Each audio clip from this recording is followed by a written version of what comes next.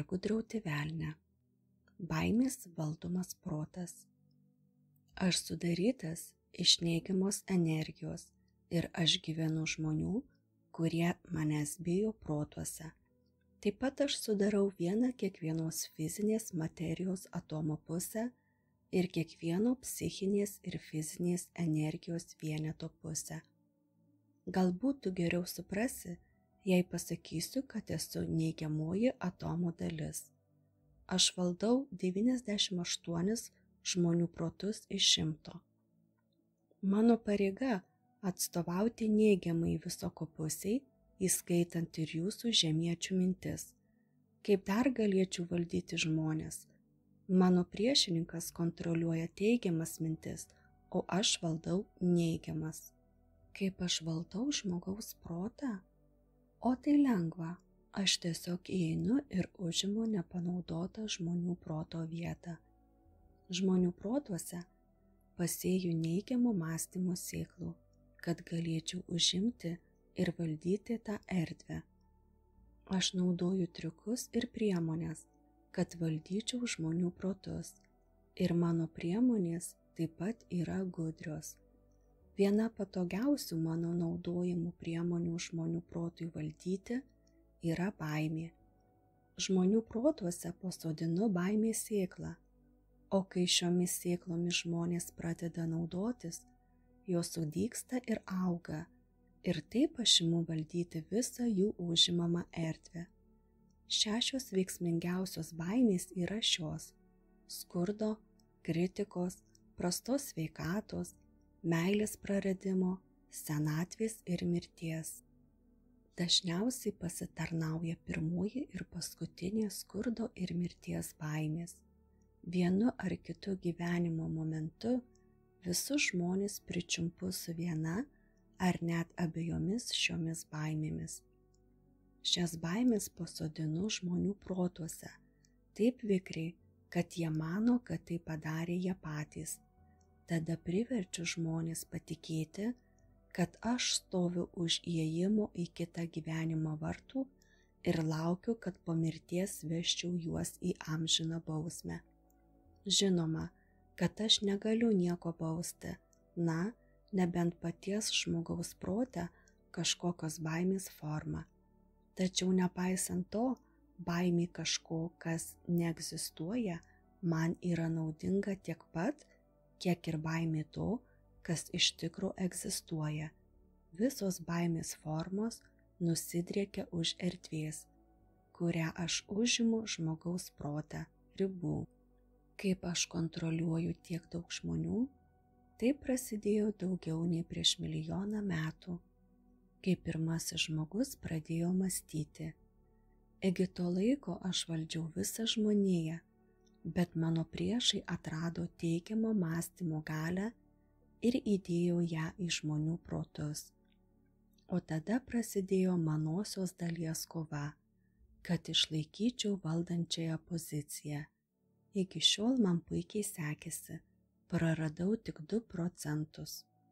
Man egzistuoja laikas ir erdvė. Aš esu jėga, geriausiai apibūdinama kaip energija. Mano mėgstamiausia fizinė gyvenamoji vieta, kaip jau sakiau, yra žemiečių protuose. Aš valdau kiekvieno žmogaus proto dalį.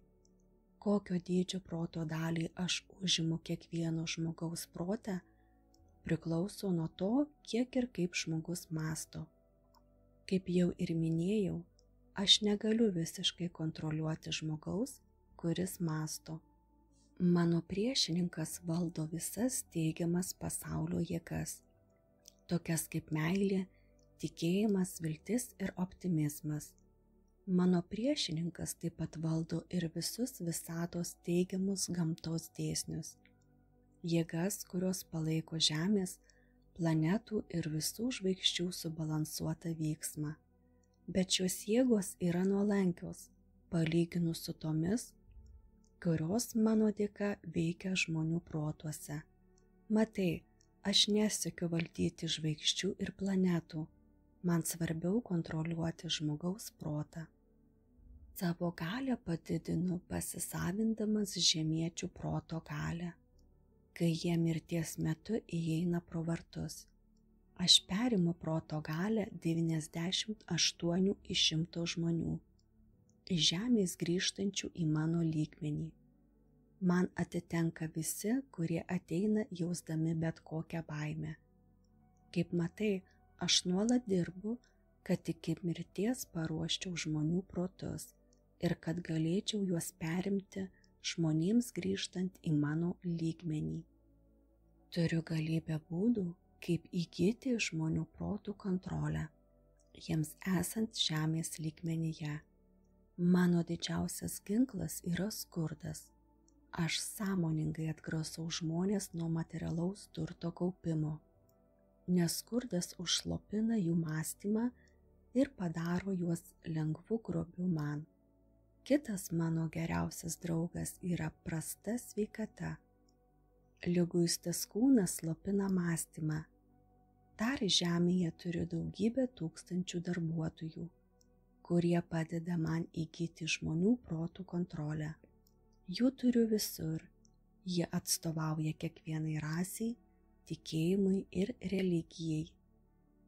Aš sugadinau jaunų žmonių protus, išmokydamas juos gerti ir rūkyti, bet jie visiškai supainiojo mane savo polinkiu galvoti už save. Gadinu jaunų žmonių protus alkoholiniais gėrimais ir cigaretėmis. Cigaretės naikina atkaklumo galią.